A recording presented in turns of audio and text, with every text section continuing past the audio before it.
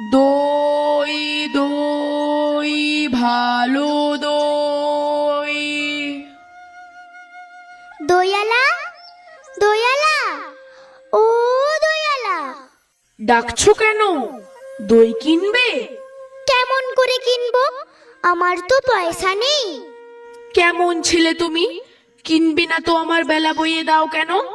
আমি যদি তোমার সঙ্গে চলে যেতে পারতুম তো যেতুম। আমার সঙ্গে? হ্যাঁ, তোমার সঙ্গে। তুমি যে কত দূর থেকে হাঁকতে হাঁকতে চলে যাচ্ছ, শুনে আমার মন কেমন করছে। বাবা, তুমি এখানে বসে কি করছো? কবিরাজ আমাকে বেরোতে বারণ করেছে, তাই আমি সারাদিন এখানেই বসে থাকি। আহা, বাছা তোমার কি হয়েছে? আমি জানিনি, আমি তো কিছু পড়িনি, তাই আমি জানিনি আমার কি হয়েছে। দয়ালা, তুমি কোথা থেকে এসেছো? আমাদের গ্রাম থেকে এসেছি। তোমাদের গ্রাম? অনেক দূরে তোমাদের গ্রাম? আমাদের গ্রাম সেই পাঁচমুড়ো পাহাড়ের তলায়, শ্যামলী নদীর ধারে। পাঁচমুড়ো পাহাড়, শ্যামলী নদী? কি জানি, হয়তো তোমাদের গ্রাম দেখেছি, কবে সে আমার মনে পড়ে না। তুমি দেখেছো? পাহাড়ের তলায় কোনোদিন গিয়েছিলে নাকি? না, কোনো দিন যাইনি, কিন্তু আমার মনে হয় যেন আমি দেখেছি। অনেক পুরনো কালের খুব বড় বড় গাছের তলায় তোমাদের গ্রাম, একটি লাল রঙের রাস্তার ধারে না? ঠিক বলেছো বাবা। সেখানে পাহাড়ের গায়ে সব গরু চড়ে বেড়াচ্ছে। কি আশ্চর্য! ঠিক বলেছো, আমাদের গ্রামে গরু চড়ে বই কি, খুব চড়ে। মেয়েরা সব নদী থেকে জল তুলে মাথায় কলসি করে নিয়ে যায়, তাদের লাল শাড়ি পরা। বাহ বাহ, ঠিক কথা।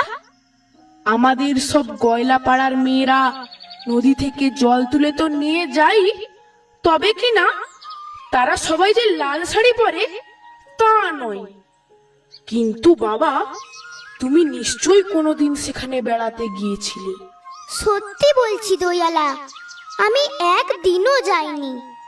কবিরাজ যেদিন আমাকে বাইরে যেতে বলবে, সেদিন তুমি নিয়ে যাবে তোমাদের গ্রামে।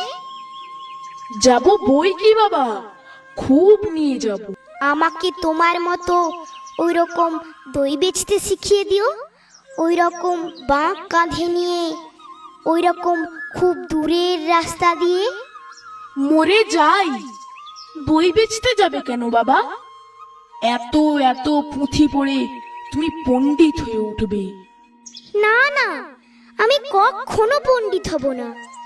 আমি তোমাদের রাঙা রাস্তার ধারে, তোমাদের বুড়ো বটের তলায় গোয়ালপাড়া থেকে দই নিয়ে এসে দূরে দূরে গ্রামে গ্রামে বেচে বেচে বেড়াবো।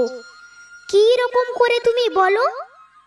দই দই ভালো দই, আমাকে সুরটা শিখিয়ে দাও। হায় পোড়া কপাল, এ সুরও কি শেখাবার সুর? না না, ও আমার শুনতে খুব ভালো লাগে। আকাশের খুব শেষ থেকে যেমন পাখির ডাক শুনলে মন উদাস হয়ে যায়, তেমনি ওই রাস্তার মোড় থেকে ওই গাছের সারির মধ্যে দিয়ে যখন তোমার ডাক আসছিল, আমার মনে হচ্ছিল, কি জানি কি মনে হচ্ছিল। বাবা, এক ভাঁড় দই তুমি খাও। আমার তো পয়সা নেই। না না না না, পয়সার কথা বলো না। তুমি আমার দই একটু খেলে আমি কত খুশি হব। তোমার কি অনেক দেরি হয়ে গেল? কিচ্ছু দেরি হয়নি বাবা, আমার কোনো লোকসান হয়নি। দই বেচতে যে কত সুখ, সে তোমার কাছ থেকে শিখে নিলুম।